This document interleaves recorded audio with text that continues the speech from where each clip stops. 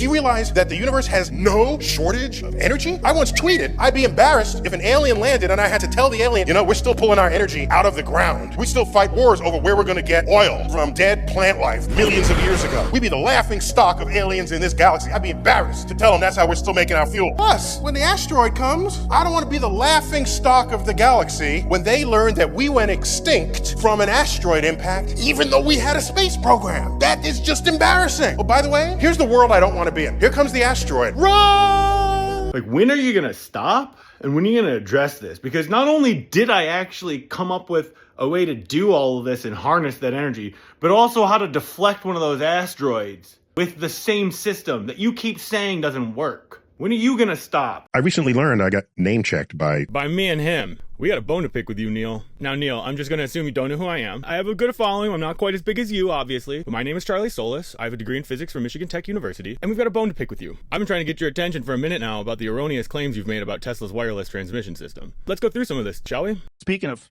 Tesla and electricity, what did you think about... the people in the Nikola Tesla fan club somehow feel that he got wronged in his life. Everyone is thinking he's got the solution to the future transmission of energy. No, he doesn't. That's a bold statement. Electromagnetic energy, you can ask, how much energy is in that? Well, not much. Well, of what good is it? You're not going to run a motor with it. Oh, you know what we found? We can use electromagnetic radio waves. We can use radio waves not to transmit energy. That's not the point of it. As your photons get higher and higher energy, yes, you can start doing things with them. You get X-rays and gamma rays. But that's not what Tesla was referring to. He was talking about moving radio waves. But that's not what Tesla had in mind at all. Tesla's actual system was designed to send ultra-high voltage alternating currents, UHVAC, into the ground, not through the air. Tesla himself stated that electromagnetic wave energy, or as he called them, Hertzian waves, would not transmit through the air effectively, specifically because of the inverse square law, also referred to as dispersion issues.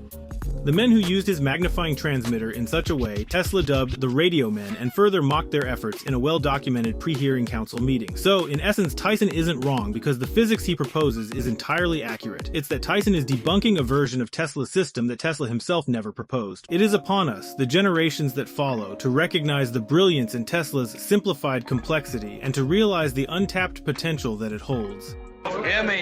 Hear this!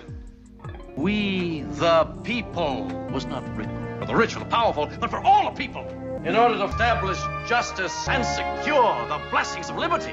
Do ordain and declare our energy independence. These words, they must apply to everyone, or they mean nothing. Do you understand? Fully understand the name Kirk. Imagine two balloons filled with air connected by a hose. Each balloon represents a reservoir of electrical charge, and the hose represents the single wire in Tesla's system. When we squeeze one balloon, the air flows through the hose and inflates the other balloon, similar to how electrical charges are conducted from a higher potential to a lower potential. When the squeezed balloon is released, the other balloon starts to discharge the air back through the hose. This back and forth movement of air is akin to the alternating current flow of charges in Tesla's single wire system. This alternating oscillation continues until all energy is dissipated due to factors like ohmic energy loss in an electrical circuit due to resistance and impedances. The upper terminal of Tesla's magnifying transmitter, often seen as a mysterious component, actually plays a significant role in the system's efficiency. Think of it as a large capacitor or a reservoir for electrical charges to be stored into. When the system is activated, charges surge upwards into this terminal, similar to how air fills up a balloon in our previous analogy. Instead of letting these charges dissipate into the atmosphere through arcing or other wasteful processes, the upper terminal conserves them, allowing them to bounce back towards the ground. It's akin to the return discharging of air in our balloon analogy after the enlarged second balloon releases its air back through the hose after the squeezed balloon is released. The charges reverse their course and flow back the way they came, oscillating one completing cycle. This is how the upper terminal acts like a spring in its function as a giant capacitor and charge reservoir. It conserves and recycles the system's potential energy rather than losing it. By eliminating arcing from the upper terminal and reducing electromagnetic radiation, Tesla made a significant leap in the transmitter's efficiency and capability of converting the input energy into electrical energy conducted into the ground. In other words, having an upper terminal that's arcing off into the air would be analogous to the balloons having holes in them, losing potential energy as the air rushes out each time the balloons fill up. This dampens the power signal bounced back into the ground. In a similar vein, when the frequency of squeezing the balloons increases, there are eventual losses from the rapid back and forth movement of air air surrounding the balloons. The acoustic waves produced by the balloon's surface can be likened to a damping of the power signal. Applying this to Tesla's magnifying transmitter, as the frequency escalates, more oscillating electromagnetic EM energy dissipates into the air from the upper terminal. This results in analogous damping of the input power signal intended for conduction into the ground. Tesla himself even stated that the magnifying transmitter, if so desired, could be designed to emit 95% of the input energy from the upper terminal as EM radiation and direct only 5% as currents into the ground. Though he explicitly claimed this to be the naive struggles of the radio men. You can't pack sufficient energy in your radio wave to do anything we need to do mechanically. Conversely, Tesla explained that his more favorable approach was to design it to emit only 5% of the input as EM radiation and therefore channel the remaining 95% of the input into UHVAC straight into the ground. Serendipitously, this demonstrates the transmitter's dual capability: wireless radio wave communication through the air in addition to non-interference mechanisms for the in-ground power signal transmission and transmitting information frequency bandwidths. This also clears a common misconception that the return for the circuit is through the air. The function of the upper terminal in conserving and discharging the charges back into the ground effectively dispels this notion. This action can be seen as being analogous to an oscillating mass on a spring, but for the electrical charges.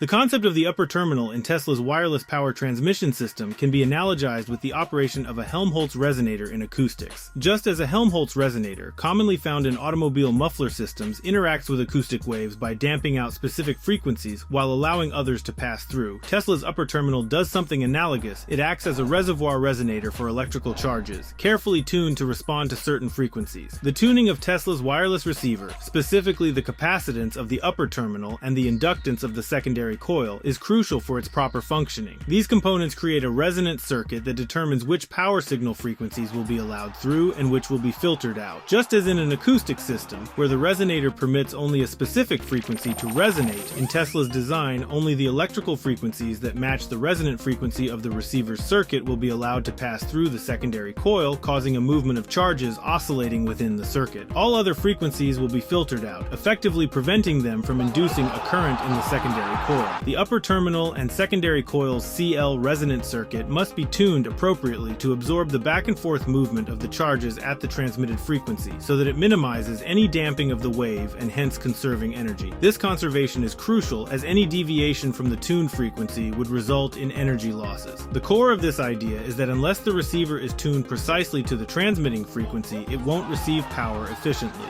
Then I thought, out of respect for him, I'm going to read you just my opening line here. These people are not into solutions. So, Asteroid comes, you're filled with scientists and engineers in your midst. Their first thought is not run. Their first thought is, how can I deflect that asteroid? That's who you want around you. You're deflecting from solutions.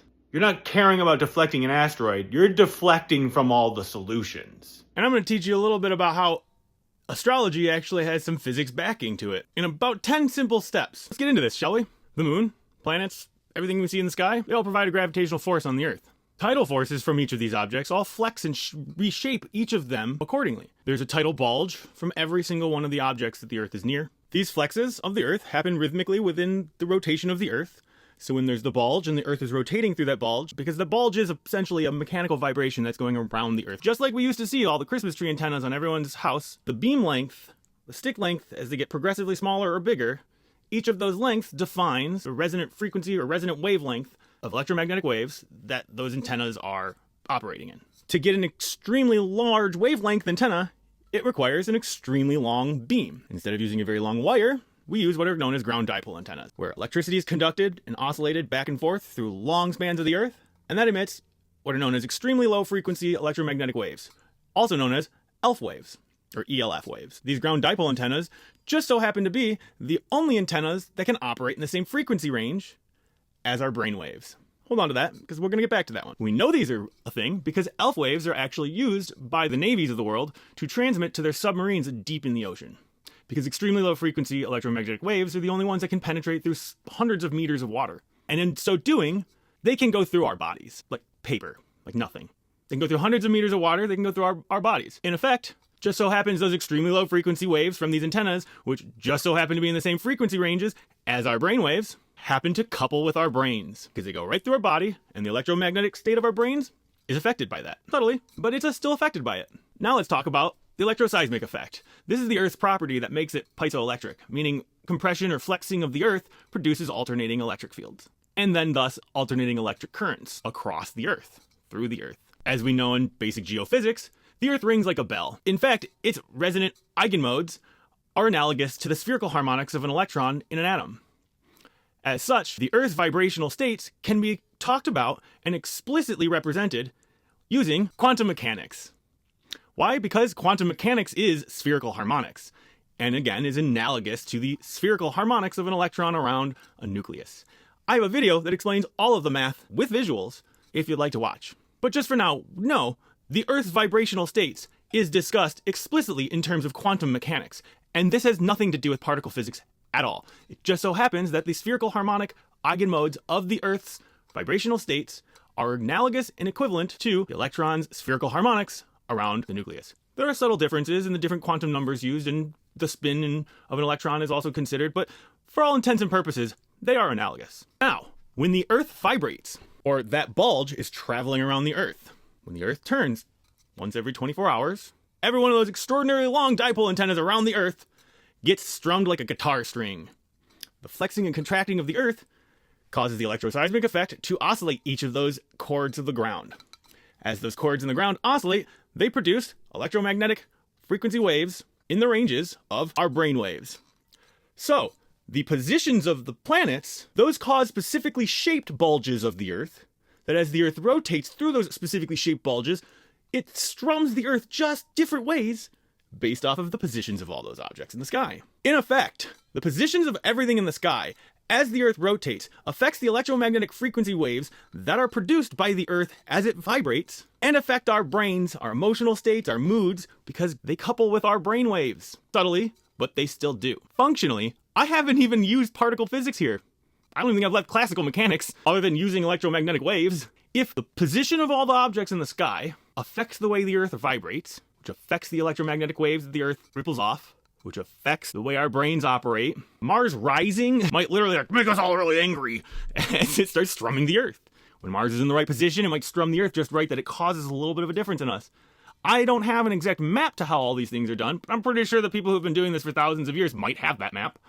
And the coolest part about all this is a motor is a generator is a motor is a generator. What that means is if we can mass stimulate everyone's brains at the same time, all of our brain waves ripple out in mass, collectively flex on the Earth's electromagnetic field, which, due to the electroseismic effect, flex the Earth physically.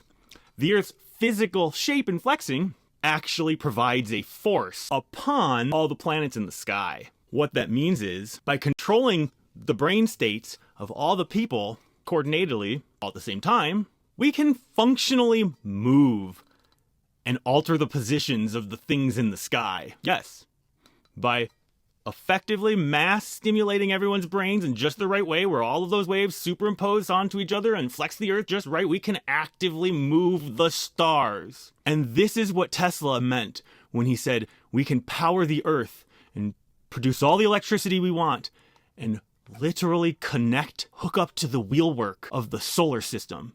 Every one of those objects in the sky, its momentum, its kinetic energy, can be extracted from to produce power and electricity or anything else we want by connecting to the wheelwork of the solar system. That's crazy. It's not, though, because what I just explained is a functional space propulsion system for the Earth and solar system at large. Earth Starship, anyone? Yeah. I predicted that people who normally believe fake news as true will no longer believe their fake news is true because they'll think their fake news is fake. And if the people who believe fake news think their fake news is fake, then that's the bottom falling out of the internet. Then there's no value to objective information on the internet because no one knows what Fake stuff and blah, blah, blah, blah, blah, while you generate the fake stuff. Self-fulfilling prophecy. churches are the largest structures of the day. If you have an earthquake, what's the first building to collapse? It's the ones that are the largest, the most susceptible. So, man, Neil, what happened to you? God, that isn't even remotely correct. This is basic wave mechanics and resonance here. Come on, dude. The different height buildings will respond to different frequencies of horizontal ground motion. A tall building, very slow or low frequency, slowly back and forth, I can get the tall building to oscillate, where the intermediate and short buildings are not moving. Briskly, I can dial in the rate of horizontal oscillation, the center building, the intermediate height building, and the short and the tall ones are barely moving. You get the short building very briskly back and forth, and dial in to the natural frequency of the short building, and we can see that the intermediate and tall buildings are barely moving. No! Oh no! So when are you gonna stop? Because you're the one actually keeping the solutions. From scientists